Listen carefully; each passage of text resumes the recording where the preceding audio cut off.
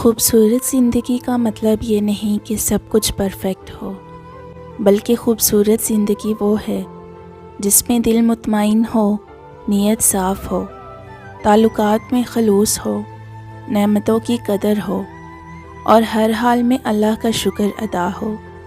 خوبصورتی نظر میں نہیں، نظر کے انداز میں ہوتی ہے۔ سارے خواب پورے نہیں ہوتے، اور جب یہ پتہ چل جائے کہ کوئی خواب پورا نہیں ہو سکتا تو پھر اس کا پیچھا چھوڑ دینا چاہیے۔ یہ زندگی میں سکون کے لیے بہت ضروری ہے۔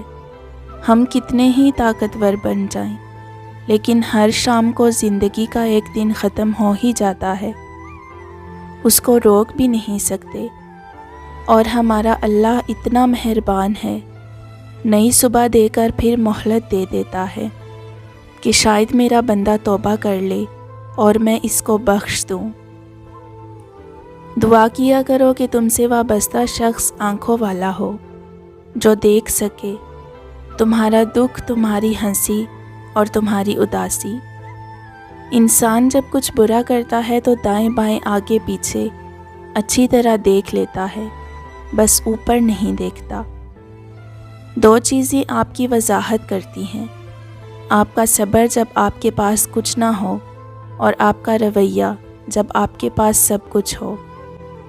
غم کو بھی اسی طرح قبول کرو جس طرح خوشی کو کرتے ہو، کیونکہ دونوں ایک ہی مصنف کی لکھی ہوئی ہیں۔ بس اس طرح میں نے اپنی زندگی کو آسان کر لیا، کسی سے معافی مانگ لی، کسی کو معاف کر دیا۔ زندگی میں کامیابی پانے کے لیے خطرہ اٹھانا پڑتا ہے۔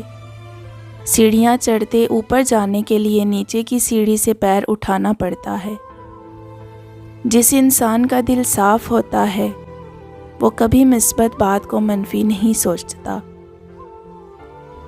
چلتے وقت خیال رکھو کہ تمہارے پاؤں سے اٹھنے والی دھول کسی کی آنکھوں میں جا کر اس کی منزل کے نشان نہ چھین لے۔ کبھی فرصت میں یہ ضرور سوچنا چاہیے کہ آپ کتنوں کی دعا میں شامل ہو اور کتنوں کی بد دعا میں۔ آپ کا دماغ بینک کی طرح ہے، آپ جو جمع کرواتے ہیں وہی آپ نکال سکتے ہیں۔ دوسروں کے گناہ گنتے رہنے سے بندہ خود پارسا نہیں بن جاتا۔ مدد صرف اور صرف اللہ سے مانگو، کامیاب ہو جاؤ گے دنیا میں بھی اور آخرت میں بھی۔